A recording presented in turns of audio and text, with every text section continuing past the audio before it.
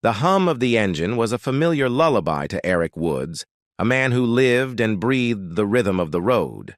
At 32, Eric was a force of nature, tall, with the sculpted physique of someone who honored their body, his deep ebony skin gleaming under the streetlights. His eyes, dark and intelligent, held a quiet intensity, hinting at a mind perpetually at work. A neatly trimmed beard framed a confident smile, a smile that had won over countless clients in his burgeoning real estate business.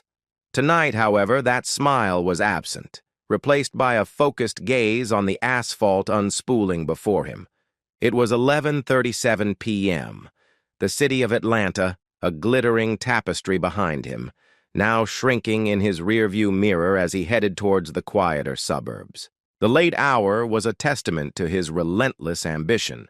Another deal closed, another client satisfied, another step closer to the empire he envisioned. His phone, resting on the passenger seat, buzzed softly. A quick glance revealed a text from his wife, Karen. "Don't forget the anniversary flowers, babe. Love you." A warmth spread through him, momentarily eclipsing the fatigue that gnawed at his bones. Karen. Her name alone conjured an image of radiant beauty.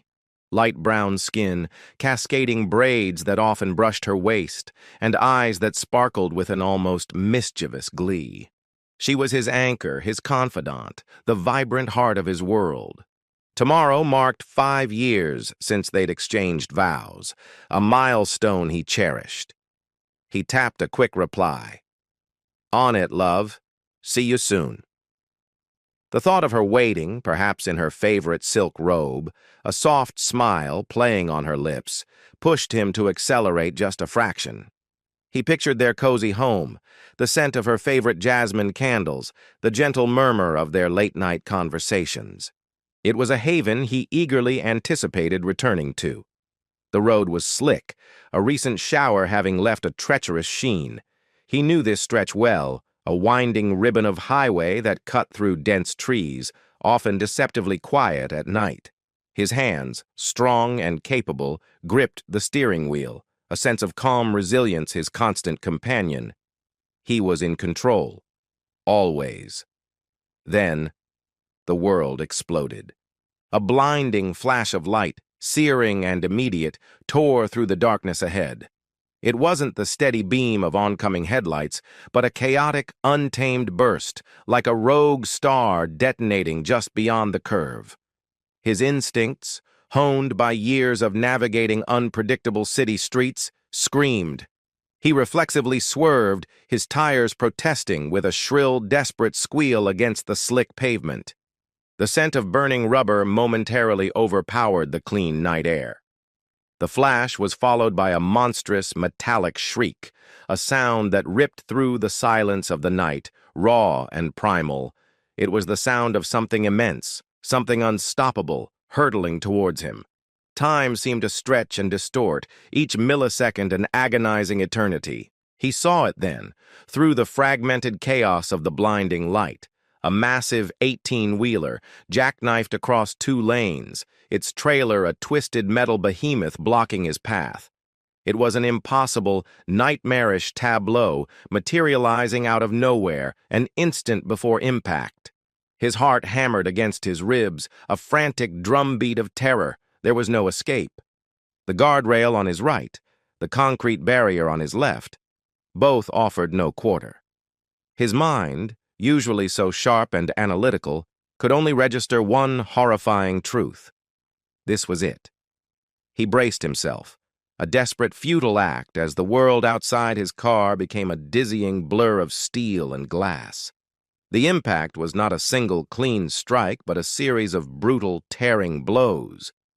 The first hit with the force of a battering ram, a deafening crunch that stole the air from his lungs. His head snapped back, then forward, the seatbelt biting into his shoulder, the airbags deployed with explosive force, a suffocating cloud of white inflating around him, momentarily blinding him, disorienting him. But the onslaught wasn't over. The sound of tearing metal grinding against concrete filled the cabin. His car, A sleek luxury sedan just moments before was now a crumpled tin can, being dragged, spun, and flung like a toy. He felt a searing pain erupt in his leg, a sharp, white-hot agony that made him gasp. Then another, a duller, more pervasive ache spreading through his back. The world outside was a kaleidoscope of spinning lights and fragmented shadows, punctuated by the agonizing screech of tortured metal. He was tossed around like a rag doll within the confines of his mangled vehicle, his body protesting with every violent jolt. The air was thick with the acrid smell of gasoline and burning oil, a smell that would forever be seared into his memory. Through the haze of pain and shock, a single thought pierced the chaos. Karen. He had to get back to Karen. The thought was a lifeline, a desperate plea for survival, even as the world around him continued to disintegrate. He tried to move, to gain some semblance of control, but his limbs felt heavy, unresponsive, like lead. The final impact was the most jarring. His car slammed against something solid, immovable, perhaps the concrete barrier, perhaps another part of the truck. The sickening thud reverberated through his entire body, knocking the wind out of him, leaving him gasping for breath. Then silence, an oppressive, ringing silence that replaced the cacophony of destruction. He lay there, slumped against the deflated airbag, the world tilted at a precarious angle.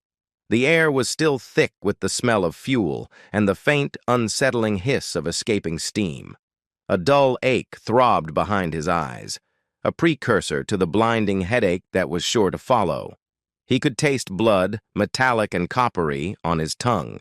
His ears rang, a high-pitched whine that seemed to fill the entire universe. Panic, cold and sharp, began to claw at him. He tried to move his legs, to push himself upright, but nothing happened. It was as if they weren't his own. A terrifying numbness had settled over his lower body, a chilling absence of sensation that sent a fresh wave of fear coursing through him. He could hear his own ragged breaths, loud in the eerie silence, each one a struggle. Then a new sound pierced the silence. The distant wail of sirens, growing steadily louder, a beacon of hope in the suffocating darkness. They were coming. Someone knew. He wasn't alone. He tried to call out, but his voice was a raw, guttural croak, barely audible above the ringing in his ears. His vision blurred, the edges of his world starting to fade. He fought it, desperately trying to hold on to consciousness, to stay awake. He had to tell Karen he was okay. He had to. Images flickered through his mind. Karen's smile, the warmth of her hand in his, the scent of her hair. Their shared dreams, their laughter, the quiet comfort of their life together. He couldn't let it end like this. Not now. Not when so much was left unsaid, undone. A single tear, hot and stinging, traced a path down his temple, mingling with the blood. The sirens were deafening now, accompanied by the shouts of voices, the crunch of footsteps on shattered glass. He felt a gentle hand on his shoulder, heard a voice, muffled and distant, speaking to him. "Sir, can you hear me? We're here. You're going to be okay." The words were a balm, even as they felt impossibly far away. He wanted to answer, to reassure them, to tell them he was still fighting. But the darkness was pulling him down, relentless and irresistible. He remembered a fleeting image just before unconsciousness claimed him entirely. The starry sky, visible through the shattered remnants of his sunroof, impossibly vast and indifferent. And then, nothing. Just the profound, silent abyss of oblivion. The world had stopped spinning, but for Eric Woods, the true journey, the battle for his life, had only just begun. He had survived the impossible, a miracle against all odds, but the cost of that miracle, the profound changes it would unleash, remained a terrifying, unknown abyss. The anniversary flowers, still sitting innocently on his passenger seat, remained untouched, a poignant symbol of a future abruptly derailed. The world returned to Eric in fragments, a mosaic of muffled sounds and hazy light. The first sensation was a dull, persistent ache that permeated every fiber of his being, a deep throb that seemed to echo in the very marrow of his bones. He was drifting, suspended between consciousness and a profound, drug-induced slumber. Voices, hushed and urgent, floated in and out of his awareness. He heard words like stabilize, spinal trauma, and critical but stable. Each word, even in his stupor, felt like a hammer blow, resonating with a terrifying finality. When his eyes finally fluttered open, truly open, the stark white ceiling of a hospital room greeted him. The air was sterile, a chemical tang that bit at his nostrils. A symphony of beeps and hums surrounded him, the relentless rhythm of machines keeping vigil over his shattered body. His head felt heavy, his mouth dry and parched. He tried to move, to shift, but a strange, unfamiliar weight held him down. He was tethered, a prisoner of tubes and wires, each one a stark reminder of his precarious state. A woman in scrubs, her face kind but weary, appeared in his blurry vision. "Mr. Woods? You're awake. That's wonderful," she said, her voice soft. "You've been in and out for a couple of days. You're in Grady Memorial." Days? The word hung in the air, a heavy, disorienting truth. He tried to speak, but his throat was raw, his voice a mere whisper. "Karen?" The nurse's smile faltered slightly. "Your wife has been here, Mr. Woods. She's just stepped out to get some coffee. She'll be back soon." Her eyes held a flicker of something he couldn't quite decipher. Pity? Concern? He pushed it away, focusing on the relief that Karen was nearby. Then the true horror began to unfurl.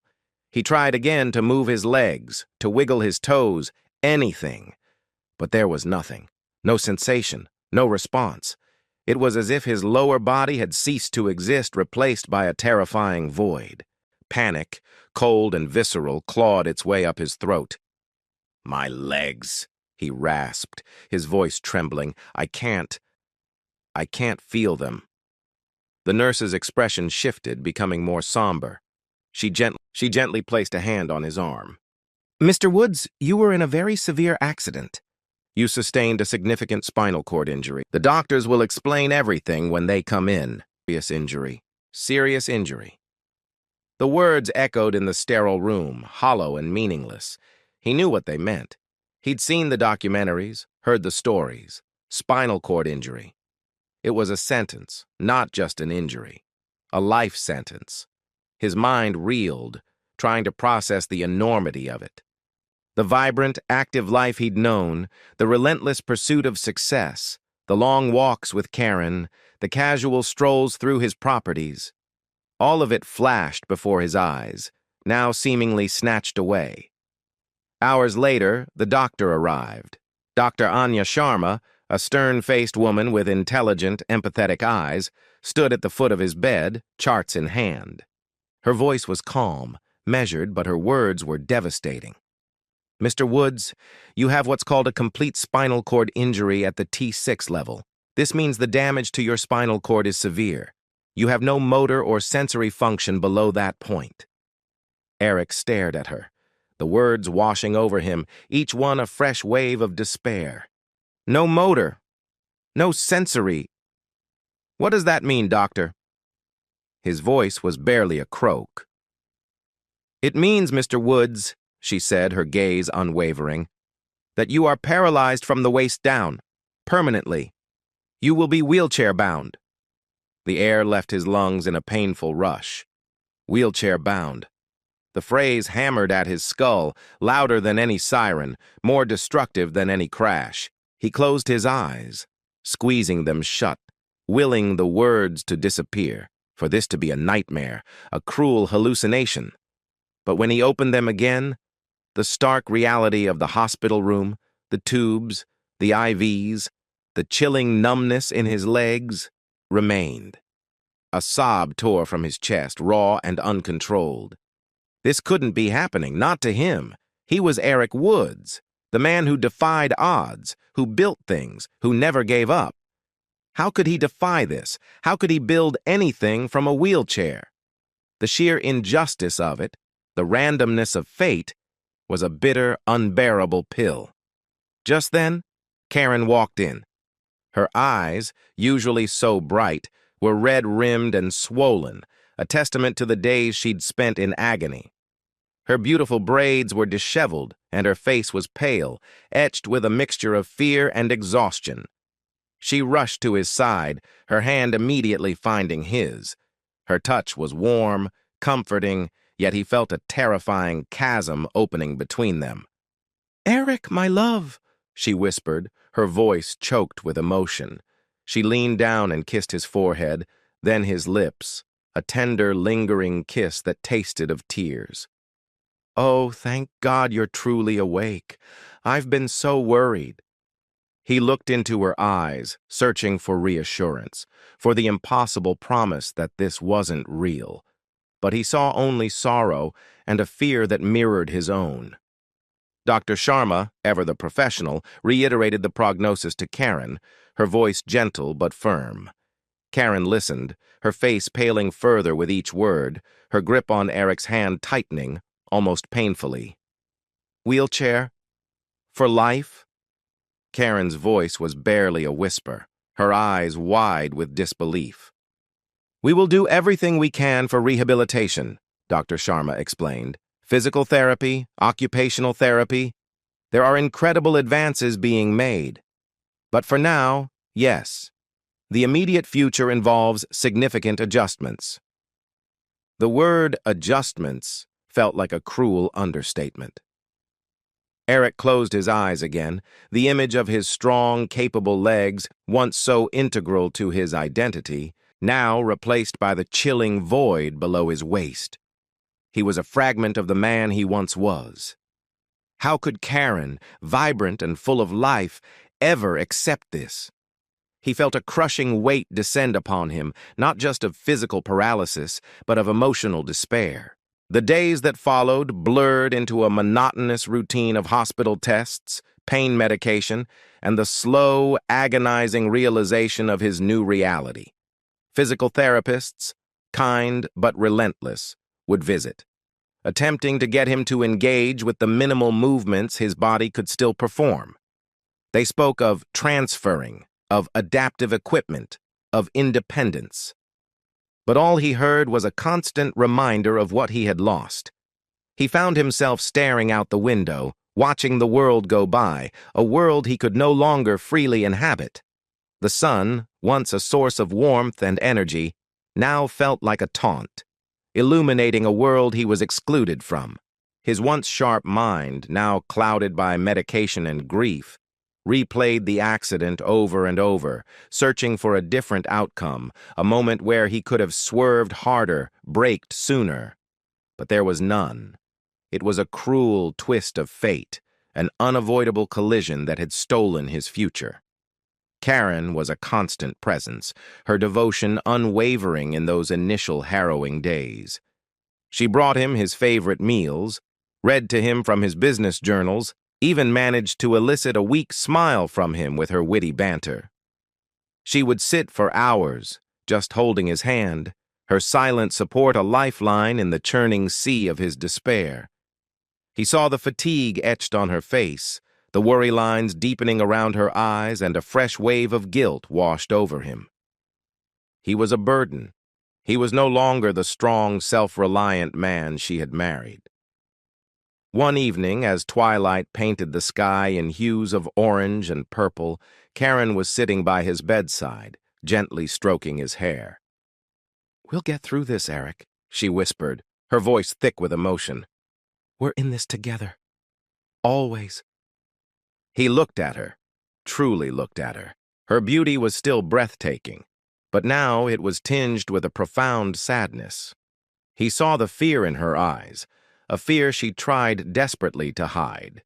He knew deep down that she meant well, that her words were sincere in that moment. But he also knew the sheer magnitude of the challenge before them. Could she truly live with a man who was now half of what he once was? Could he, Eric Woods, live with himself? A chilling thought, A seed of doubt began to sprout in his mind. He had always been the provider, the protector, the strong one. Now he was dependent. The power dynamic of their relationship had shifted irrevocably, violently. How long before the endless demands, the constant care, chipped away at her love, at her patience?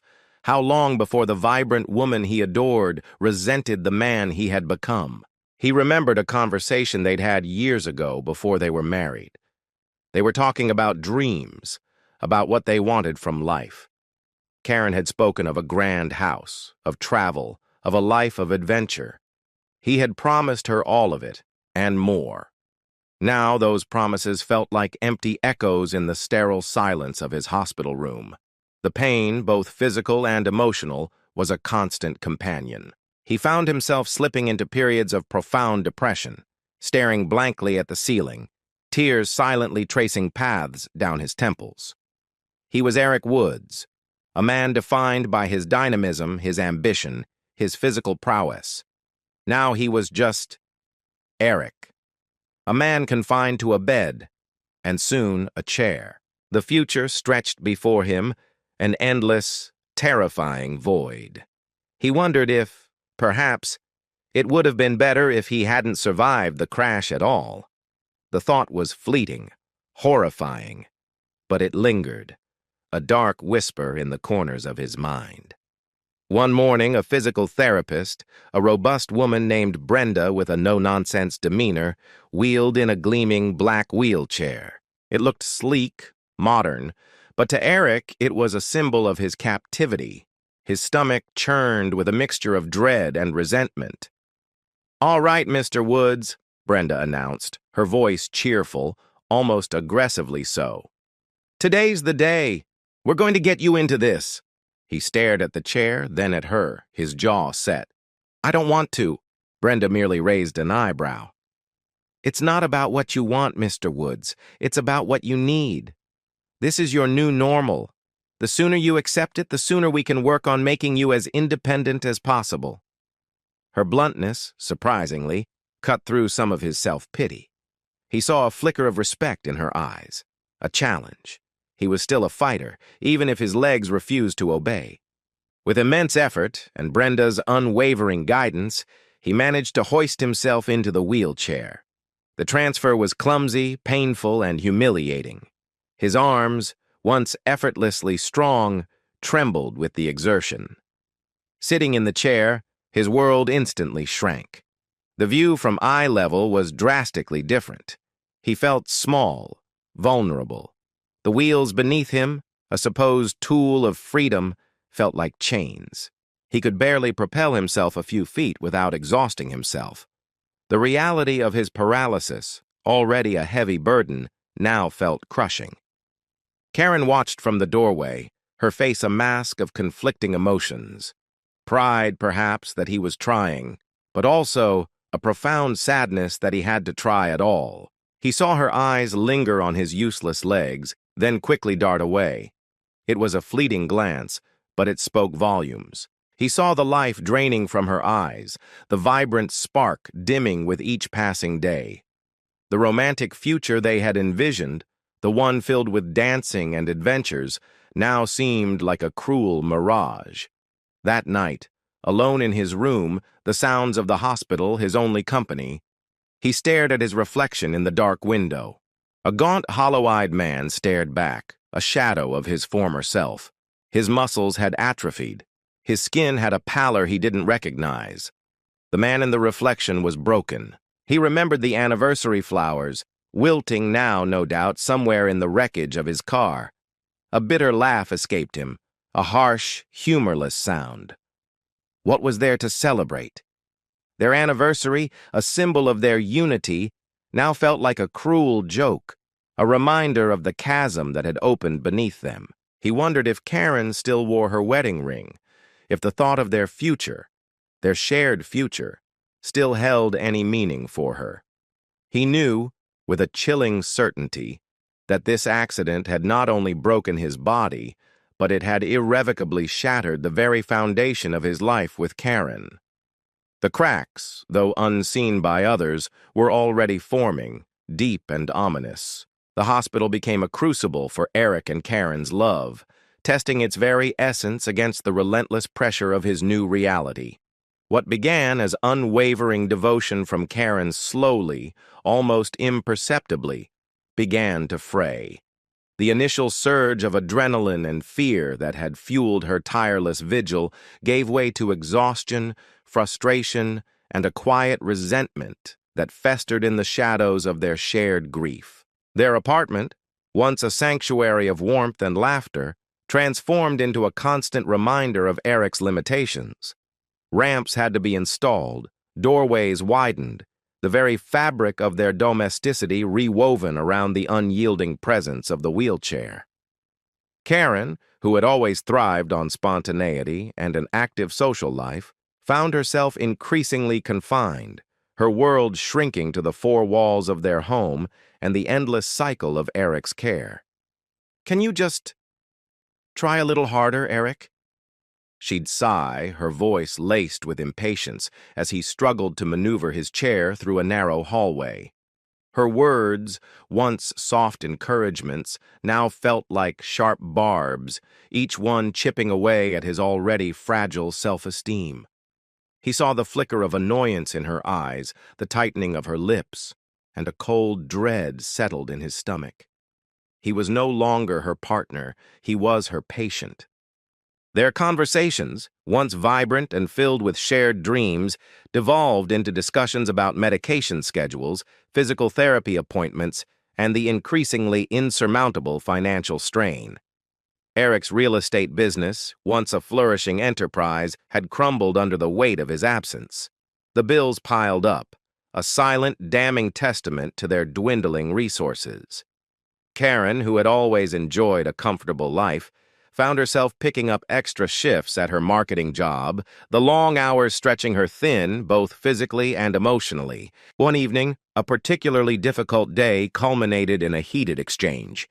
Eric had struggled to transfer from his bed to his chair, a simple task that now required immense effort and often left him breathless and sweating. Karen, visibly exhausted after a 12-hour workday, had tried to assist, but her patience had worn dangerously thin. "Just pivot your hips, Eric," she'd snapped, her voice sharper than he'd ever heard it. "It's not that hard if you just try." His jaw tightened. "It's easy for you to say, Karen. You can feel your legs. You can move. I can't." The words, raw with frustration and self-pity, hung heavy in the air, creating an immediate, chilling silence. Karen recoiled as if struck. Her eyes, usually so expressive, became cold, distant. "You think I don't try, Eric? You think this is easy for me? My life has been completely upended.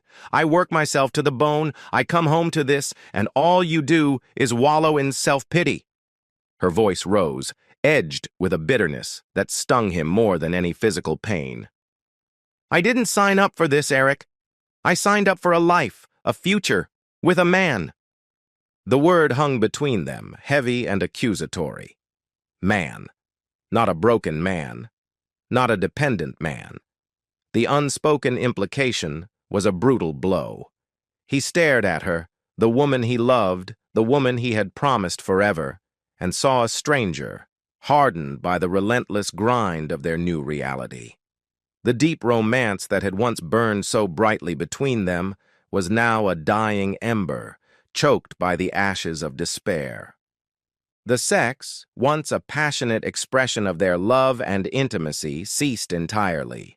The physical act, once so effortless and natural, became fraught with unspoken anxieties, with his limitations, with Karen's visible discomfort.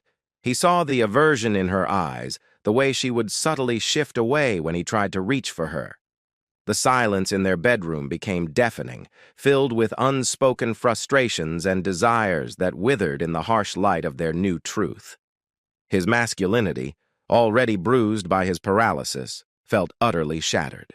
The final blow came 6 months after the accident. Eric was in the living room, struggling to reach a book on a high shelf, when he overheard Karen on the phone in the kitchen. Her voice was low, hushed, but he could hear enough. "I just can't do it anymore, Mom," she whispered. a sob tearing through her voice. I love him, I do, but I can't live like this. It's not a life. It's a prison. For both of us. The words pierced him, sharp and agonizing, far more painful than any physical wound. A prison. He was the prison. His heart constricted, a cold, empty ache spreading through his chest. He knew instinctively what was coming. Later that week, Karen sat him down, her face pale, her hands clasped tightly in her lap. Her gaze avoided his. Eric, she began, her voice trembling. I can't do this anymore, I'm so sorry. He looked at her, his expression devoid of emotion, a desperate attempt to protect himself from the inevitable heartbreak. You want a divorce. It wasn't a question. She flinched. I need to live my life, Eric. I need to be free. I can't watch you like this every day. It's killing me. Tears streamed down her face, but they felt cold, detached, like rain on a barren landscape. I'm filing the papers. The words were a death knell. The world around him seemed to tilt, the vibrant colors draining away, leaving behind a monochrome landscape of despair. He had always known this was a possibility, had felt the chill of its approach, but the reality of it was a brutal, physical blow. The woman he loved, the woman he had built his entire life around, was leaving him, because he was broken, because he was no longer a whole man. He didn't fight. He couldn't. The humiliation, the profound sense of inadequacy, rendered him speechless. He simply nodded, a silent, broken acceptance. Karen left that day, taking only a few bags, leaving behind a gaping void that swallowed the light from their home. The apartment, once filled with shared memories, now felt cavernous and desolate, a tomb for their shattered dreams. Days bled into weeks, weeks into months. Eric lived in a haze of grief and self-pity. He rarely left the apartment, the outside world a daunting, inaccessible realm. His once meticulously groomed appearance gave way to disheveled clothes and an unkempt beard. The vibrant, ambitious Eric Woods had vanished, replaced by a shell of a man, adrift in a sea of despair. One unseasonably warm afternoon, suffocating in the stagnant air of his apartment, a desperate need for fresh air, for any change, propelled him out the door. He navigated his wheelchair slowly, painstakingly, towards a small neighborhood park a few blocks away. The journey felt monumental, each curb a formidable obstacle, each incline a punishing climb. He was utterly alone, adrift in a world that seemed to move with a speed and freedom he could no longer comprehend. He found a secluded spot under the shade of a sprawling oak tree, its branches reaching out like comforting arms. The park was relatively quiet, a few children playing in the distance, their laughter a painful reminder of the simple joys denied to him. He watched them, a profound sadness settling over him. He felt utterly invisible, a ghost in a world of the living. He closed his eyes, leaning his head back, letting the gentle breeze caress his face. He felt the familiar dull ache in his back, the ever-present reminder of his brokenness. He was lost, consumed by bitterness and despair, seeing no way out of the suffocating darkness that enveloped him. "Excuse me, is this seat taken?" The voice was soft, melodic, like a gentle chime in the desolate quiet of his mind. He opened his eyes, startled. Standing beside him was a woman, an apparition of warmth and light. She was tall, slender, with skin the color of rich caramel, and eyes that sparkled with an almost otherworldly kindness. Her hair, a cascade of intricate twists, framed a face of breathtaking beauty, a delicate nose, full lips, and a smile that seemed to radiate genuine warmth. She wore simple, flowing attire, an emerald green dress that seemed to absorb the sunlight. Her name was Jane. Eric, unaccustomed to such direct attention, especially from a woman of such striking beauty, stammered, No, No, it's not. He felt a blush creep up his neck, a sensation he hadn't experienced in years. Jane smiled, a soft, reassuring curve of her lips that reached her eyes. Mind if I join you? This tree looks like it offers the best shade. She gestured to the empty space beside his bench. He just nodded, still slightly stunned. She settled herself gracefully on the bench, a small tote bag placed neatly beside her. There was no pity in her gaze, no averted eyes, just a quiet, genuine curiosity. She looked at him directly, her eyes warm and accepting. My name's Jane, she offered, extending a slender hand. Her touch was surprisingly firm, warm. Eric Woods. He managed to grasp her hand, his own feeling rough and calloused in hers.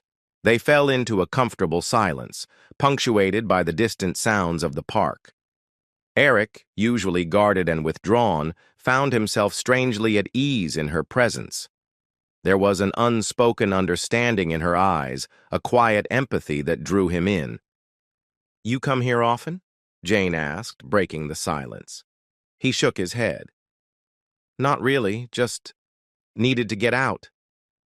He gestured vaguely at his wheelchair, a bitter, self-deprecating gesture.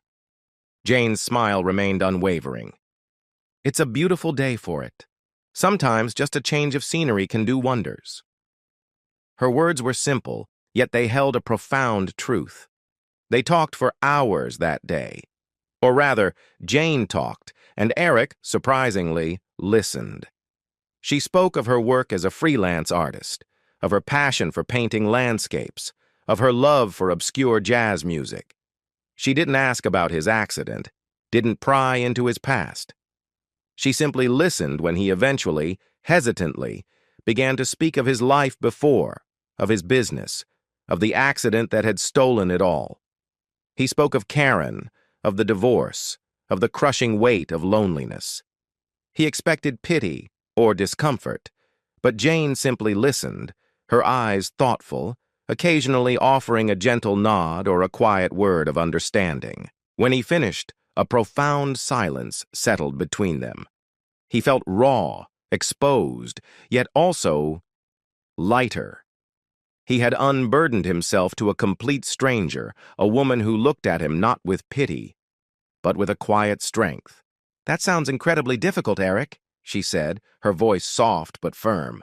But you're still here. You survived. That's something.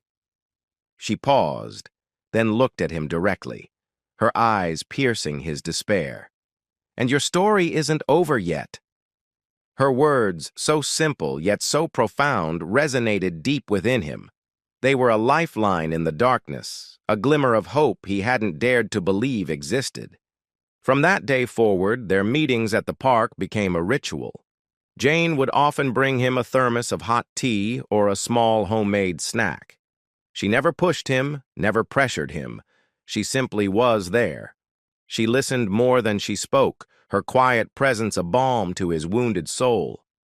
She celebrated his small victories, the first time he managed to transfer himself without assistance, the first time he could propel his chair for a longer distance. She nursed his emotional wounds with a gentle kindness that chipped away at the bitterness he had harbored for so long. One afternoon, as they sat beneath the oak, a rare, genuine smile touched Eric's lips. You know, Jane, he said, his voice softer than she'd ever heard it. You've helped me more than you could possibly know. Jane smiled, that same radiant, accepting smile. We all need a little help sometimes, Eric. And besides, she added, her eyes twinkling, you're good company. Her friendship was a tender shoot pushing through the hard ground of his despair. She saw past the wheelchair, past the broken body, to the man within, the intelligent, ambitious, resilient Eric Woods he thought he had lost forever. She inspired him, not with grand gestures, but with quiet, unwavering belief. Then one day she arrived with a set of resistance bands and a determined glint in her eyes. Okay, Eric, she announced, her voice filled with a quiet resolve. We're going to try something new. He looked at her, bewildered. What is this? Physical therapy, she stated simply. For your core, for your upper body, and then, we're going to work on those legs. He scoffed, a bitter laugh escaping him. My legs are useless, Jane. The doctors also said you miraculously survived a catastrophic accident, Eric, she interrupted gently but firmly. They don't know everything, and they don't have your determination. We're going to try. Just try. And so, under the shade of the old oak tree, Jane became his personal physical therapist, his unwavering cheerleader. She researched exercises, adapted routines, and pushed him gently but relentlessly. She would bring him fresh, nutritious meals she'd prepared, coaxing him to eat, to regain the strength that had withered away. She taught him about healthy eating, about the power of positive thinking, about setting small, achievable goals. Her touch, when guiding his limbs, was firm yet incredibly gentle, filled with a healing energy that seemed to flow directly into him. Slowly, agonizingly slowly, a faint flicker of sensation returned to his upper thighs. It was fleeting, elusive, but it was there. A jolt of hope, almost terrifying in its intensity, shot through him. He didn't dare tell anyone, not even Jane at first, afraid to jinx it, afraid it was just his mind playing tricks. But the sensation persisted, growing stronger, more consistent. Then, one afternoon, months into their unconventional therapy, as Jane was helping him with a difficult stretch, he felt it. A distinct twitch in his left toe. It was minuscule, almost imperceptible, but it was there. His breath hitched. Jane, he whispered, his voice hoarse with disbelief. I think I felt something. She looked at him, her eyes wide with a mixture of hope and skepticism. Where? What? My toe. My left toe. It just twitched. She immediately knelt, gently examining his foot. She pressed, she prodded. Try again, Eric. Focus. Really try. He closed his eyes, concentrating with every fiber of his being, willing the impossible to happen. And then he felt it again, a definite, undeniable twitch. He opened his eyes and looked at Jane, a surge of raw, powerful emotion overwhelming him. Her face was illuminated with a radiant, incredulous joy. A tear, bright and shining, traced a path down her cheek. Oh my God, Eric, she whispered, her voice choked with emotion. You did it! You really did it! It was a miracle. A tiny, insignificant twitch to the outside world, but to Eric, it was the first tremor of a seismic shift. It was hope, tangible and real. And it was all because of Jane. She hadn't just nursed his wounds. She had coaxed his spirit back to life, piece by agonizing piece. She had shown him that even when the world had abandoned him, and even when his own body had betrayed him, there was still a possibility for healing, for rebirth. The path would be long, arduous, and fraught with pain. But for the first time since the accident, Eric Woods saw a glimmer of light at the end of the darkest tunnel. The twitch in Eric's toe was the crack in the dam, a tiny fissure that soon became a torrent of defiance against the prognosis that had sentenced him to a life in a wheelchair. Jane, with her unwavering belief and relentless dedication, became his co-conspirator in this impossible quest. Every day, beneath the sprawling oak tree in the park, their makeshift physical therapy sessions intensified. She pushed him, celebrated his tiniest victories, and absorbed his frustrations with a patience that seemed boundless. Slowly, agonizingly, sensation began to bloom in his legs, a tingling, then a dull ache, then flashes of something more.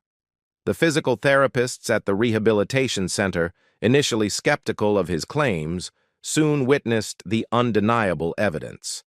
Eric Woods, the man with a complete spinal cord injury, was defying medical science. The faint twitch evolved into a deliberate movement, the dull ache into a whisper of returning strength. The day he stood, trembling but resolute, gripping the parallel bars, Jane wept openly, her face radiant with a joy that mirrored his own.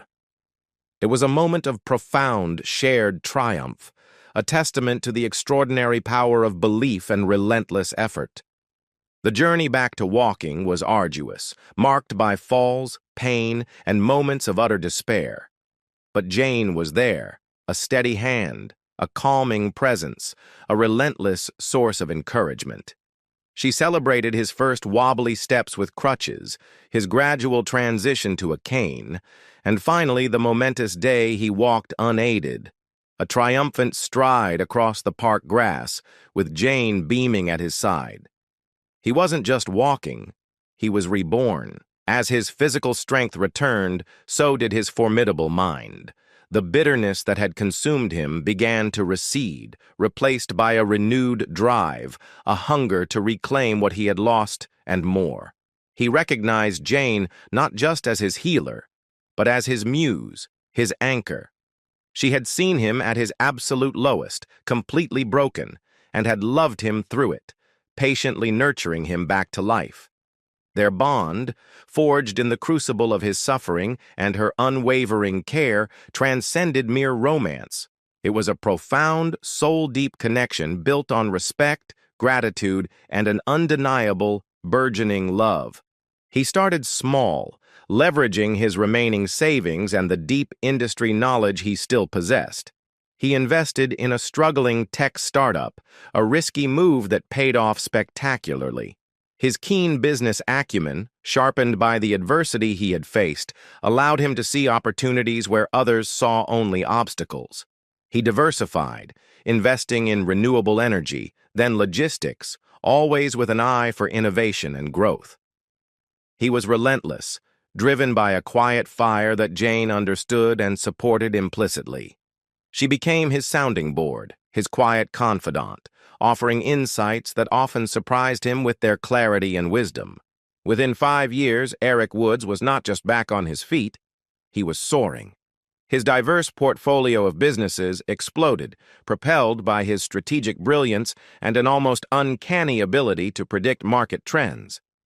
The small investments grew into empires. The man who had been left for dead, divorced, and discarded was now a billionaire, his name whispered in the halls of power, a legend of resilience and reinvention. He built a sprawling, modern mansion overlooking the city skyline, a testament to his triumphs. But he insisted on a quiet, intimate garden, a tranquil space that reminded him of the park bench where he had first met Jane. Their relationship had deepened organically, beautifully. There was no grand proposal, no dramatic declaration, just an undeniable shared understanding that their lives were inextricably intertwined.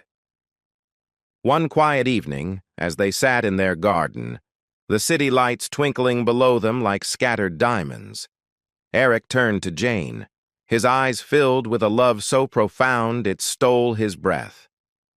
"Jane," he began, his voice rough with emotion, "you saved me. You brought me back to life. You are my world." He reached for her hand, his thumb gently caressing her knuckles. Will you marry me? Be my wife? Be my forever?" Jane's eyes, bright with unshed tears, met his. A soft, radiant smile bloomed on her face, illuminating the twilight. "Yes, Eric, 1,000 times yes." Their wedding was a quiet, intimate affair, celebrated not in a grand ballroom, but in their beautiful garden, under the very stars that had watched over Eric's darkest nights. Jane wore a simple, elegant gown, and Eric, standing tall and strong, felt a profound sense of peace and gratitude he never thought possible. Their vows were not just words, but a living testament to their incredible journey, a promise forged in adversity and deepened by unwavering love. News of Eric Woods' meteoric rise, his miraculous recovery, and his quiet, inspiring love story with Jane spread like wildfire. He became a symbol of hope, a testament to the power of the human spirit. And then the headlines began to appear. Karen Jacobs, ex-wife of billionaire Eric Woods, spotted at charity gala. Karen Jacobs expresses regret over past decisions. The whispers grew louder, carried on the wind of public curiosity. Karen, having watched Eric's astonishing comeback from afar, felt a creeping sense of disbelief, then regret, and finally, a desperate hunger. Her life, post-divorce, had not been the glamorous freedom she had envisioned. She had struggled financially, her career stagnant, her relationship superficial. The man she had abandoned, the burden she couldn't bear, was now one of the most powerful and admired men in the country, and he was happy, vibrantly so, with another woman. The public began to see her as the woman who had abandoned a man in his darkest hour, a narrative she desperately tried to reshape. She started attending high-profile events, making subtle inquiries, trying to engineer a chance encounter with Eric. Her once beautiful face was now etched with a desperate longing, a thinly veiled calculation. One afternoon, a lavish invitation arrived at their mansion. A prestigious charity gala, hosted by a prominent philanthropic organization. Eric, now a major benefactor, was the guest of honor. Tucked discreetly into the RSVP card, a handwritten note in a familiar script. Eric, I would love to talk. Karen. Jane saw the note first. Her gaze softened as she looked at Eric. She wants to see you. There was no anger, no jealousy in her voice, just a quiet understanding. Eric's jaw tightened, a flicker of the old pain in his eyes. There's nothing to talk about. Maybe not for you, Jane said gently, but perhaps for her. It might be important for her to see the man you've become, to understand what she walked away from. Her eyes held his, a profound depth of trust and security radiating from her. She knew his heart was hers, irrevocably. He hesitated, then nodded slowly. All right, but you're with me, every step of the way. The night of the gala was a spectacle of opulence. Eric, impeccably dressed, moved through the crowd with an easy confidence. Jane by his side, her presence a silent, powerful statement of their unbreakable bond.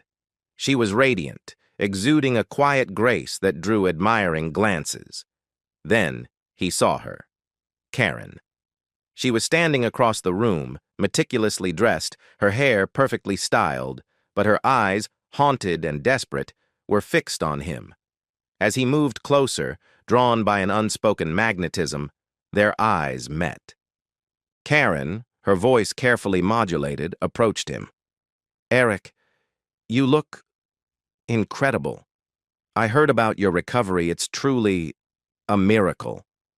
Her words sounded rehearsed, laced with an artificial sweetness. She glanced at Jane, a fleeting flicker of something akin to envy in her gaze, quickly masked. Eric's voice was calm, steady, devoid of emotion. Karen, it's been a long time. She took a deep breath, her eyes pleading. Eric, I know what I did was wrong. I was scared. I was selfish. I made a terrible mistake. I regret it every single day. Her voice cracked, a single tear tracing a path down her cheek. I've watched you, Eric. I've seen everything you've built, and I've realized I made the biggest mistake of my life. I want you back, Eric. I want to make things right. Please, give us another chance. We had something special. She reached out a hand, a desperate gesture, trying to bridge the chasm of their past. Eric looked at her, truly looked at her. He saw not the vibrant, loving woman he had married, but a desperate echo, driven by regret and the allure of his newfound success. He saw the stark contrast between her plea and Jane's quiet, unwavering love, a love that had seen him through his literal and metaphorical death. He then looked at Jane, standing quietly beside him, her hand a warm, grounding presence in his. Her eyes held an understanding that transcended words, a silent affirmation of their unbreakable bond. He turned back to Karen, his gaze firm, resolute. Karen, he said, his voice gentle but unwavering. "We did have something special, once, but that life, that version of us, it died in that accident. And when I was at my lowest, when I needed you most, you left." His voice was calm, devoid of anger, just a simple statement of fact. Jane found me in the darkness. She didn't just nurse my wounds, she healed my soul. She saw me when no one else could. She walked with me, fought for me, believed in me, when I couldn't even believe in myself. He paused, then took Jane's hand, lacing his fingers through hers, holding it up for Karen to see their joined hands, a symbol of their unbreakable union. "I am not the man you left, Karen. And Jane is my wife, my partner, my forever." His voice softened, a poignant finality in his tone. "There is no us anymore. There's only Jane and me." Karen's face crumpled, the carefully constructed facade shattering. She recoiled, her hand dropping, her eyes filling with bitter tears. The realization, stark and unyielding, crashed over her. She had gambled everything and lost. Not just the wealth, but the man, the love, the life she had once so carelessly discarded. Eric turned from her, a profound sense of closure settling over him. He looked at Jane, and a genuine, unburdened smile lit up his face. Their journey had been fraught with unimaginable pain and despair, but it had led them to each other, to a love forged in the fires of adversity, stronger and more profound than anything he could have ever dreamed. Hand in hand they walked through the glittering crowd, a testament to resilience, to true love, and to the extraordinary triumph of a man who had lost everything, only to find his true self and his soulmate in the most unexpected of places. The future stretched before them, not a path of regret or longing, but a boundless horizon of shared dreams, built on a foundation of love, loyalty, and an unshakable belief in each other. Life with Jane was everything Eric had ever dreamed of, and more. Their mansion, once a monument to his solitary ambition, now vibrated with warmth, laughter, and an undeniable sense of home. They cooked together, Jane introducing him to the vibrant, eclectic flavors of her childhood, transforming his sleek, modern kitchen into a bustling hub of culinary creativity. They spent hours in the garden, Jane sketching the blooming flora, while Eric, now moving with a confident grace, would read aloud from business journals or poetry, their voices a soft murmur against the rustling leaves. The physical therapy continued, not out of necessity, but as a shared ritual, a reminder of the incredible journey they had undertaken, strengthening not just his body, but their bond. Their love story, once a hushed whisper among close friends, became a beacon of hope in the public eye. Eric and Jane, the billionaire and the artist, both radiating an aura of genuine affection, were a sensation. Their social media presence, curated by Jane with an artist's eye, showcased snippets of their idyllic life. Eric, effortlessly guiding Jane through a dance at a charity ball, his arm strong and secure around her waist. Jane, her head thrown back in laughter as Eric playfully stole a berry from her breakfast plate. Breathtaking landscapes from their global travels, often with their hands clasped together, a silent testament to their unwavering unity. They traveled extensively, from the bustling souks of Marrakech to the serene temples of Kyoto, each destination a new canvas for Jane's art and a new adventure for Eric, now unburdened by the weight of his past. They visited remote villages, funding schools and clinics, a quiet, profound way of giving back, of sharing the abundance that had miraculously found them. Their posts, often accompanied by Jane's heartfelt captions about resilience, love, and finding light in unexpected places, garnered millions of likes and comments, painting a picture of an unbreakable, enviable bliss. Yet, unseen by the adoring public, a familiar shadow lingered, growing darker with each sun-drenched photograph. Karen, trapped in the gilded cage of her own making, watched their ascent with a venomous mix of envy and simmering rage. Her attempts to reconcile with Eric at the gala had been a public humiliation, amplifying the narrative of her as the woman who had abandoned him. Her personal life remained a wasteland of fleeting, unsatisfying relationships, each one highlighting the stark contrast to Eric's apparent happiness. The well of bitterness within her ran deep, poisoned by regret and the agonizing knowledge of what she had lost. She followed their every move online, her fingers tracing their smiling faces on her screen, each picture a fresh stab to her pride. The comments from their followers, praising Jane's beauty, her kindness, her grace, grated on her nerves, fueling a dangerous obsession. She saw Jane not just as Eric's wife, but as the embodiment of her own failure, the woman who had effortlessly claimed the life Karen believed was rightfully hers. "It's not fair," she'd muttered to herself, pacing her cramped apartment, a stark contrast to the opulence of their mansion. "I had him first. I knew him before she did. She just swooped in when he was vulnerable." A dark seed of resentment began to sprout, feeding on her despair and insecurity. It twisted and coiled, manifesting into a chillingly elaborate plan. Karen was cunning, resourceful, and driven by a desperate need to reclaim her lost prestige, to shatter the perfect image Eric and Jane had so effortlessly constructed. She would break them. She would expose Jane as a fraud, a gold digger, a cheat. And then Eric would see the truth, and he would come back to her. She started subtly, meticulously. She delved deep into Jane's past, sifting through public records, old social media accounts, searching for any vulnerability, any crack in her seemingly flawless facade. Karen had always excelled at manipulation, at reading people's weaknesses, and now her entire focus was honed on Jane. She hired a low-level private investigator, a seedy contact from her past, feeding him carefully selected tidbits, vague requests that seemed innocuous on the surface. Just find out about her old friends, her college life, anything interesting. The first stage of her trap involved cultivating a sense of vulnerability, a deliberate softening of her public persona. She started volunteering at local shelters, posting carefully staged photos of herself serving meals to the homeless, her captions filled with saccharine sentiments of giving back and personal growth.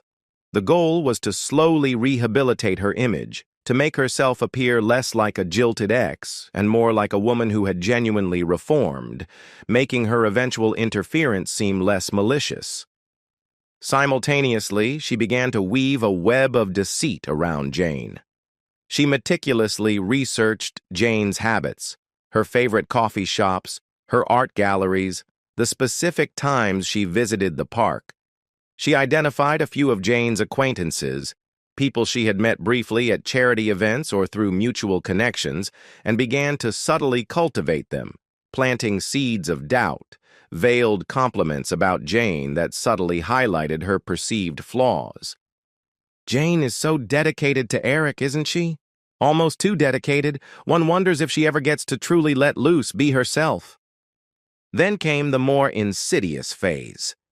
Karen began to strategically leak carefully doctored photos and fabricated messages to obscure gossip blogs, images that hinted at clandestine meetings, blurred figures that could be Jane in compromising situations, or texts implying secret rendezvous. These were designed to be just ambiguous enough to spark suspicion without being overtly traceable back to Karen. The objective was to create a subtle ripple, a barely perceptible stain on Jane's pristine reputation, a seed of doubt in the minds of the public and, crucially, in Eric's. One particular trap involved an old college friend of Jane's, a charming but somewhat reckless artist named Marcus. Karen discovered that Marcus and Jane had a brief, innocent flirtation years before, a fleeting moment of youthful folly that had amounted to nothing. Karen meticulously tracked Marcus down, discreetly approaching him under the guise of an art enthusiast. She praised his work, offered him lucrative but fake commissions, and subtly steered conversations toward Jane, reminiscing about their shared college days, painting a picture of Jane as adventurous and free-spirited. Karen's ultimate goal was to arrange a seemingly innocent encounter between Jane and Marcus, then twist it into something scandalous. She knew Jane's loyalty to Eric was absolute, but she also knew how easily perception could be manipulated. She set up a fake art exhibition opening, inviting both Jane and Marcus, ensuring they would cross paths. She then strategically placed a few of her own operatives, seemingly innocent onlookers with their phones at the ready, to capture specific orchestrated moments. Jane sharing a laugh with Marcus, a seemingly intimate gesture as he leaned in to whisper something, a brief, accidental touch of hands. The final piece of her intricate puzzle involved a seemingly anonymous email account, used to send these carefully selected out-of-context photos and fabricated screenshots of conversations to online forums known for celebrity gossip. The captions were loaded with suggestive questions. Is Mrs. Woods stepping out on her billionaire husband? Are Eric Woods's miracle days over? The posts were designed to look like they came from a concerned fan, a heartbroken admirer, anything but the vengeful ex-wife. Eric and Jane, basking in the warmth of their love, oblivious to the viper coiled in the shadows, continued to live their lives, their public displays of affection growing bolder, their happiness more pronounced. They posted a video of Eric back in the gym, doing squats with Jane cheering him on, his powerful legs now a testament to his recovery. Another showed them dancing in the rain on a cobbled European street, Jane's laugh ringing out, Eric spinning her around, a vision of pure joy. Each post, each shared moment of bliss, was like kindling to Karen's simmering rage, pushing her closer to the edge, making her traps more intricate, her resolve more terrifyingly absolute. The first whispers of discontent, the first subtly negative comments on their social media went unnoticed, dismissed as the inevitable byproduct of fame. But Karen's web was tightening, the insidious threads slowly beginning to weave their way into the fabric of their perfect life, threatening to unravel it thread by thread. The storm was brewing, unseen and unheard, its tempestuous force aimed squarely at the heart of Eric and Jane's fairy tale marriage. The initial whispers were easy to dismiss. A stray comment here, a vaguely critical post there, easily lost in the deluge of adoration that flooded Eric and Jane's social media. She looks a little too friendly with that guy, one comment read, under a photo of Jane at the fake art exhibition. Another, is that her hand on his arm? Eric, accustomed to the fickle nature of public opinion, simply shrugged them off. Haters gonna hate, babe, he'd tell Jane, wrapping an arm around her, pulling her close. They're just jealous of what we have. Jane, ever the optimist, agreed, brushing aside the fleeting unease that pricked at her. But the insidious nature of Karen's campaign was its slow, relentless drip. The seemingly innocuous leaks began to accumulate, forming a subtle but persistent narrative. The blurred photos, the doctored messages, the seemingly innocent encounters taken out of context. They started to coalesce into a whisper campaign, echoing across the digital landscape. Online forums, once repositories of effusive praise for the power couple, now contained threads questioning Jane's character. Is she really as angelic as she seems? One post would ponder. Word on the street is she has a wild side. Eric, ever the pragmatist, was the first to notice the shift. Board meetings became punctuated by uncomfortable silences when Jane's name came up. Investors, usually eager to sing his praises, now offered hesitant compliments about his business acumen, swiftly pivoting away from any mention of his personal life. The subtle nods of admiration turned into guarded glances. He overheard snippets of hushed conversations, a raised eyebrow here, a speculative whisper there, whenever he and Jane walked into a room. The air around them, once warm with adulation, was now tinged with a faint chill of suspicion. He didn't initially connect it to Karen. His mind, trained for complex business strategies, sought logical explanations. Perhaps their meteoric rise had bred resentment. Perhaps the public simply tired of perfect fairy tales. He dismissed the growing discomfort as the price of fame, a necessary evil. But the emotional toll, though subtle at first, began to weigh on him. He found himself more protective of Jane, his gaze lingering on her whenever she interacted with others, a quiet, almost imperceptible tension settling in his shoulders. For Jane, the impact was more internal, a slow erosion of her innate joy. She began to feel a subtle shift in the energy around her. Friends, once effusive in their compliments, now offered more subdued praise. Their interactions felt slightly strained, as if everyone was walking on eggshells around a hidden truth. The anonymous comments, initially ignored, started to sting. She saw them, late at night, when Eric was asleep, scrolling through the endless feed, the insidious words burrowing into her mind. "She looks like she's looking for an upgrade.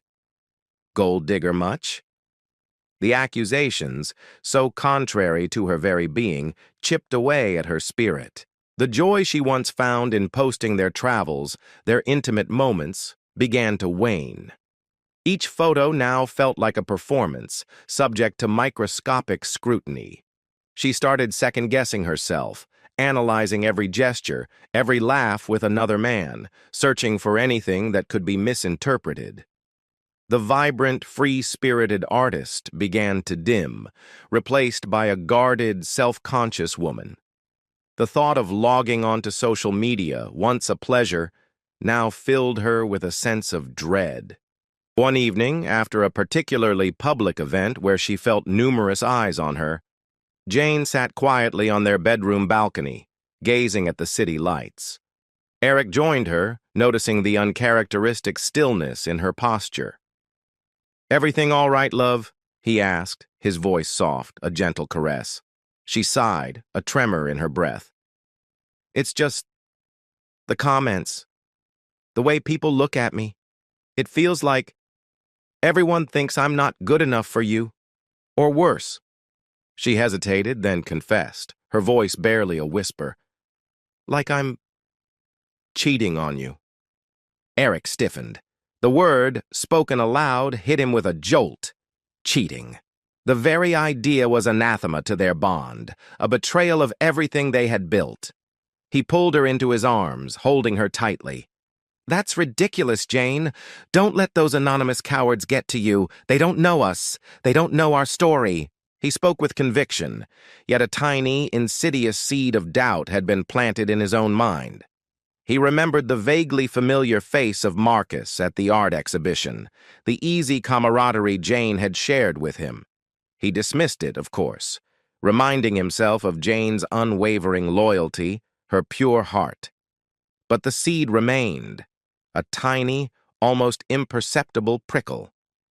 The emotional arc began to bend, subtly but surely. The carefree intimacy they once shared began to develop hairline cracks. Eric, though he fiercely defended Jane to others, found himself unconsciously observing her more closely. A casual phone call, a late-night text from a friend, small things that once went unnoticed, now registered fleetingly in the back of his mind.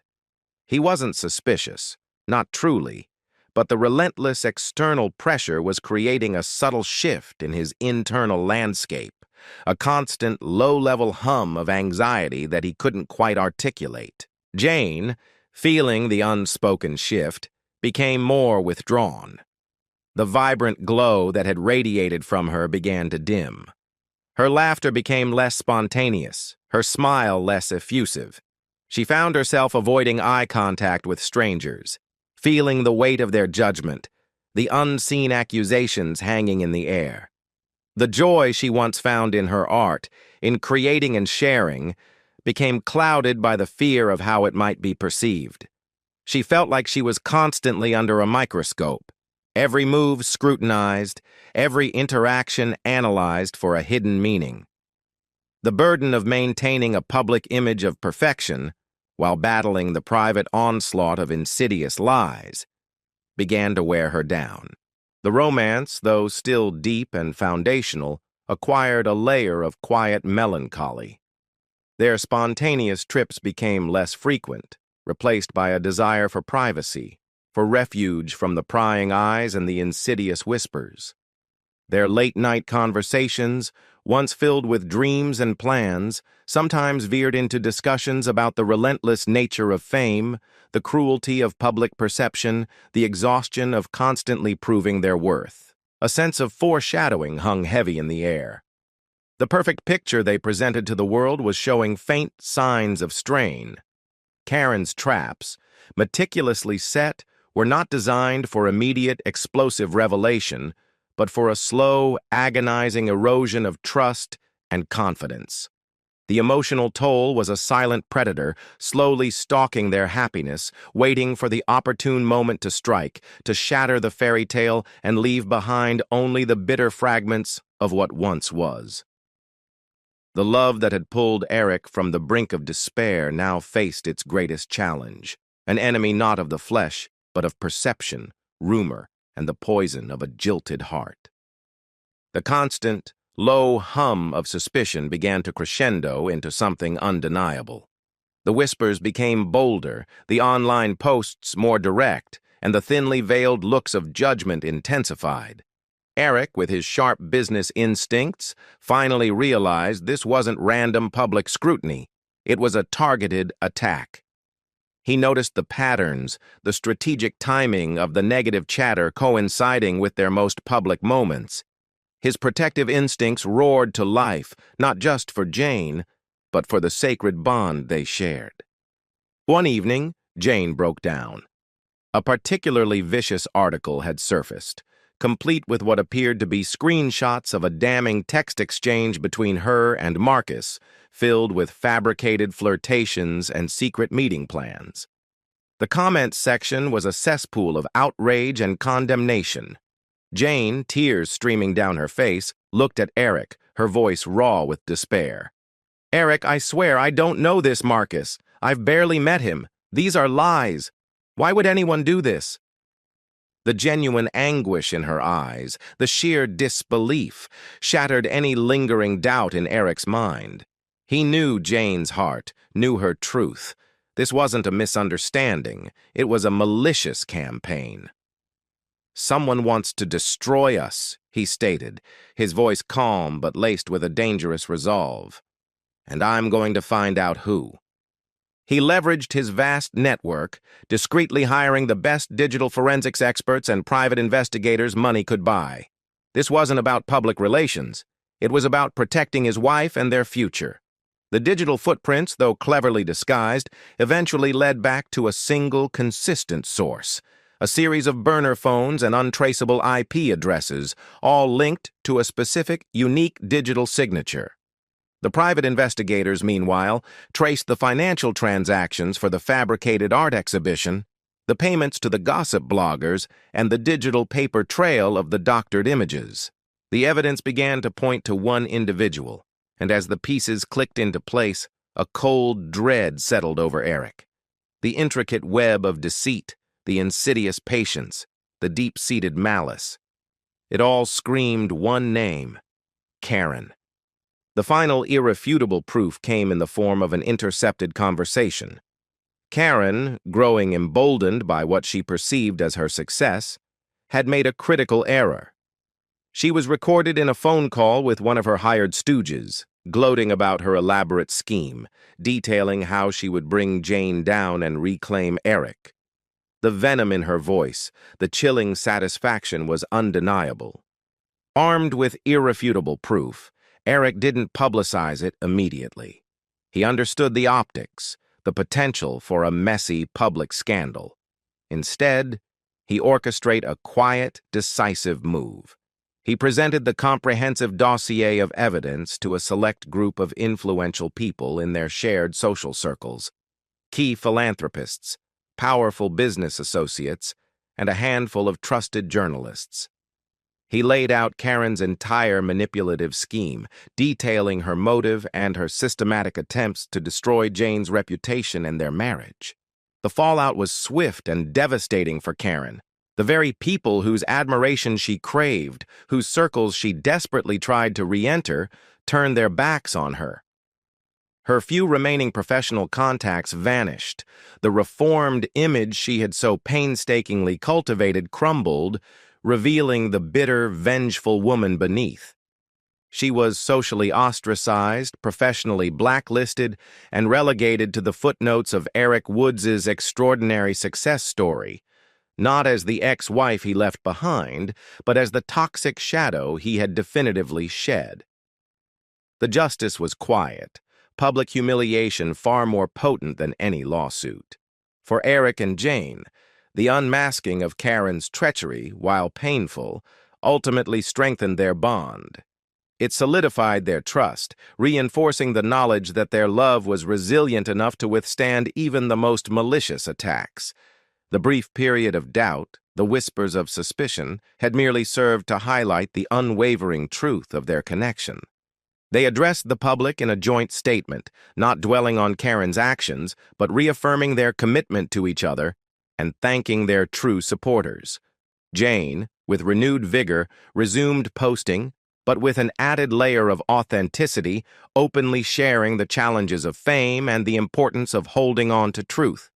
Their posts, once just glimpses of their joy, now became a testament to their resilience, their love story deepened by the trials they had overcome.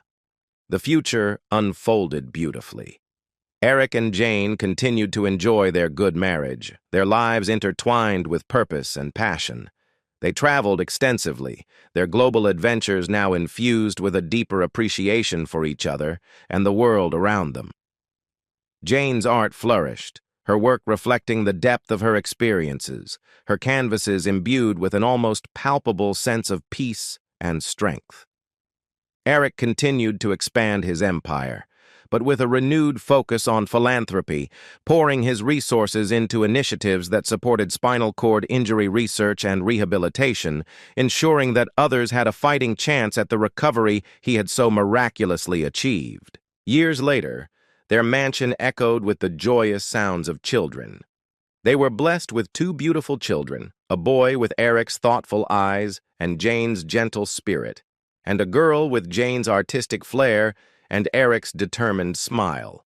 Their family became the cornerstone of their world, a living testament to the power of love, resilience, and unwavering commitment. Karen Jacobs faded into obscurity, a cautionary tale whispered in certain circles, her plans ultimately failing in the most profound way possible. She had tried to break them, to steal their happiness, but in doing so, she had only served to forge their bond stronger, deeper, and more unbreakable than ever before.